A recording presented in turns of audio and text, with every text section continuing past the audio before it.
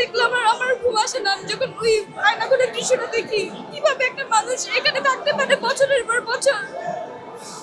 কিন্তু কাচাকুচি করে ভাবছিলাম হয়তো আমার বাবা সেখান থেকে ফিরে আসবে, কিন্তু আমার বাবাকে সেখান থেকে অনেকেই ফিরে আসলাম, বাবা ফিরে আসেননি। আজকে আমি এইচএসসি পরীক্ষা দিয়ে এখানে এসেছি।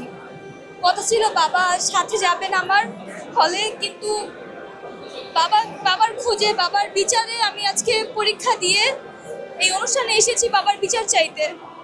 আমার বাবাকে এরকম নৃশংসভাবে তারা গুম করেছে এবং তাদের গুম করা ব্যক্তিদেরকে তারা আয়না করে রেখেছে। আয়না করে বিভৎস চিত্র আমরা দেখেছি সবাই।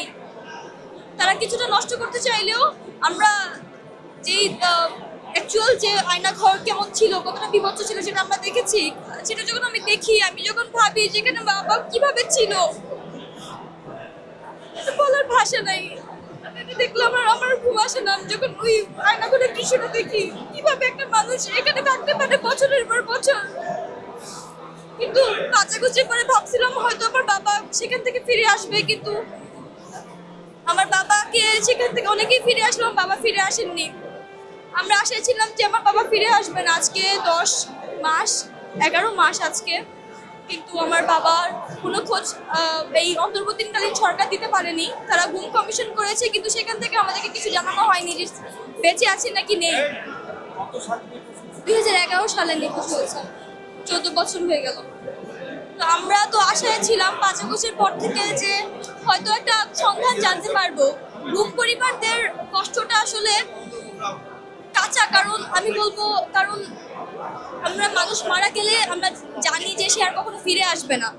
আমরা একটা সময় যে মুভ অন করতে পারি, কিন্তু যারা গুম তাদের তো আসলে আমরা জানি না তারা ফিরে আসবে না কিনা। এই 14টা বছর মনে হচ্ছে অনেক বছর, কিন্তু আমরা তো এই 14টা বছরই কাটিয়েছি অপেক্ষায়।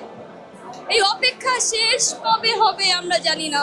আমার একটা ছোট ভাই আছে, আমার ছোট ভাইটার কিছুই মনে নেই বাবার কথা। আমার একটু একটু মনে আছে, আমার যখন 6 বছর ছিল, আমি ক্লাস 3-তে পড়তাম, তখন আমার বাবা নিয়ে যেত আমাকে স্কুলে। আজ আমি এইচএসসি পরীক্ষা দিচ্ছি, কিন্তু আমার বাবা আমার পাশে নেই। বাবার কথা কখন মনে পড়ে, কোন সময়গুলোতে মনে পড়ে? যখন হলে যাব তখন অনেককে দেখেছি যে বাবাকে নিয়ে গিয়েছে হলে। যখন ভাবছিলাম যে আমার বাবা থাকলে আমাকেও নিয়ে আসতো, কিন্তু বাবা তো নিয়ে যায়নি। আমি আজকে বাবার সন্ধানে এখানে দাঁড়িয়েছি, বাবার বিচারে এখানে দাঁড়িয়েছি। বাবা কোন দল করতে? আমার বাবা জাতীয়তাবাদী ছাত্র দলের সাংগঠনিক সম্পাদক ছিলেন বৃহত্তর উত্তরা থানার 2011 সালে। আমরা তো আশায় ছিলাম 5 আগস্টের পরে যে অন্তর্বর্তীকালীন সরকার এসেছে, এখন অন্তত আমরা জানতে পারবো, এখন আমরা বিচার পাবো, কিন্তু আমাদেরকে সন্ধানই দেওয়া হয়নি। আমাদেরকে বলাই হয়নি যে তারা আসলে কোথায় আছে।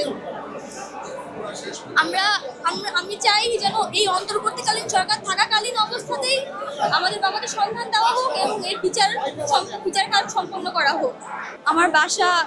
আমার বাবা উত্তরাতে থেকে রাজনীতি আমার বাবার উত্তরাতেই, কিন্তু আমরা এখন বর্তমানে আছি যাত্রাবাড়িতে।